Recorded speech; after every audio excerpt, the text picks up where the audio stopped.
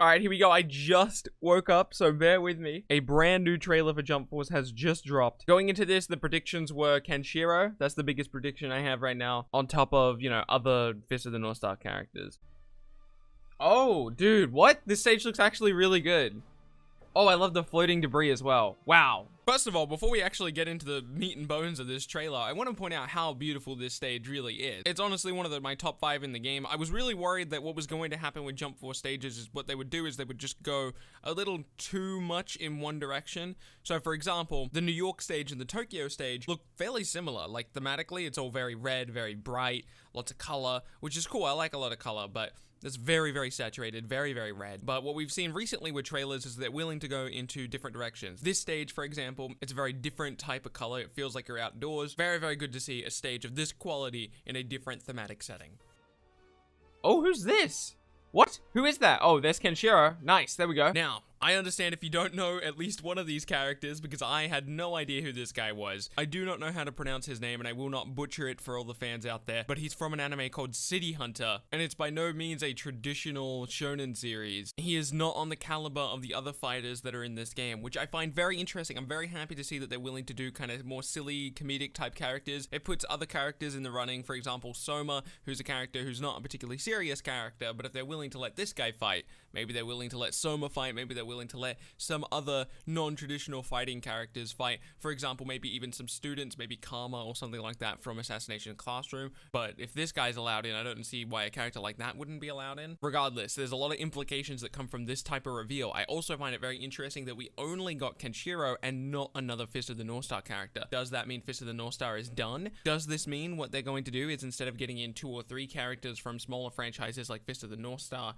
are they instead going to do one character from each of these small franchises? For example, one Assassinations Classroom, one Medaka Box, one Food Wars, one all of these smaller franchises. Is that what they're gonna do? I don't know. There's a lot of implications you could read from this trailer. North Star characters confirmed. We like that.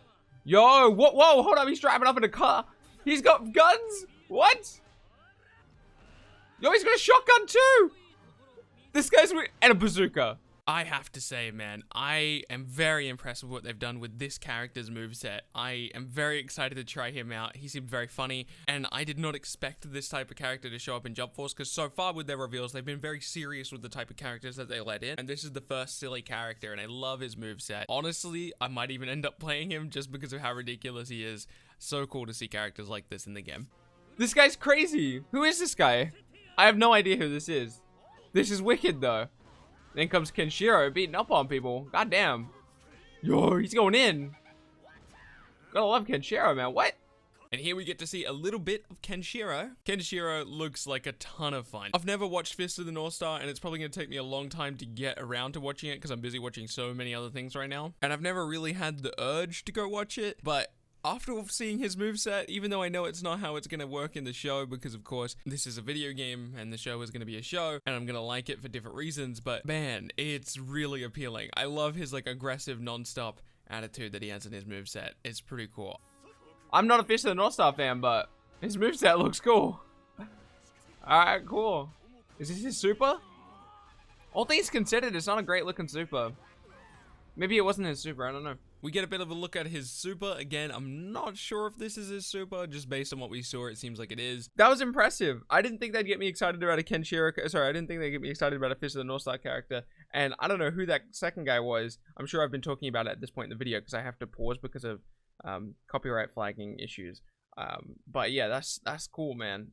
Wow, they did a really good job with that. And then at the end of the trailer, we get a look at the official box art for the game, which is pretty cool looking. I like it a lot. Luffy's dead center, Goku off to the right, and Naruto off to the left, exactly like the statue. Very, very well done. Overall, I'd have to say this trailer was very well made. It's got me excited about 2 characters I never thought I would be, so they did exactly what they should have been doing with this trailer. This is the Paris Games Week trailer, so do not expect another character, at least until the 28th, which is when the Thailand stream will be happening. Thank you guys so much for watching. My name has been Bilbsy. If you found this video enjoyable at all, remember to leave a like, subscribe to keep up to date with future content, and I'll see you in the next video. When's Justice in less than 24 hours? Get hyped.